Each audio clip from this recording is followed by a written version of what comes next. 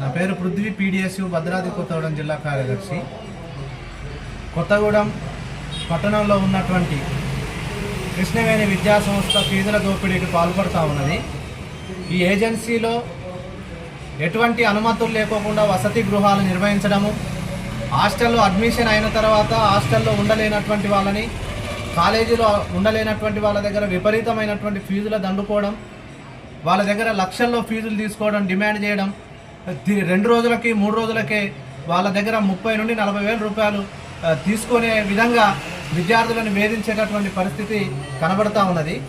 దీని మీద పీడిఎస్యుగా ఇది అన్యాయం అని చెప్పేసి 2 రోజులకి 50 వేల రూపాయలు తీసుకోవడం అన్యాయం అని చెప్పేసి మేము విద్యాసంస్థకు పోయినటువంటి సందర్భంలో పీడిఎస్ విద్యాసంస్థ మీద కూడా దాడికి పూనుకునేటటువంటి పరిస్థితి ఆ కళాశాల యాజమాన్యం నుండి ఉన్నటువంటి పరిస్థితి ఉంది.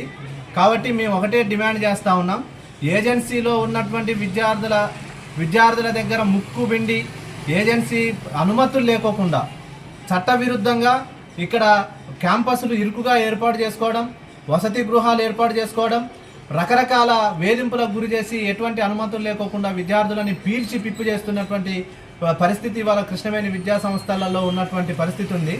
కాబట్టి అనుమతులు లేనటువంటి హాస్టల్స్ని, అనుమతులు లేనటువంటి కాలేజీ క్యాంపస్ని, అనుమతులు లేనటువంటి వాళ్ళ స్కూల్స్ని మొత్తం కూడా సీజ్ చేయాలని చెప్పేసి విద్యాశాఖకు మేము డిమాండ్ చేస్తూ ఉన్నాం. అదేవిధంగా ఇంటర్మీడియట్లో ఉన్నటువంటి విద్యార్థులను గర్ల్స్ని తీసుకొని పోయి డిగ్రీ కాలేజీలో క్లాసులు నిర్వహించడము, అదేవిధంగా విద్యార్థులకి సరైనటువంటి సౌకర్యాలు లేకపోవడము, ఫైర్ సేఫ్టీ లేకపోవడము, అనేక రకాల సమస్యలు అందులో ఉన్నప్పటికీ విద్యాశాఖ పట్టించుకోవడం లేదు.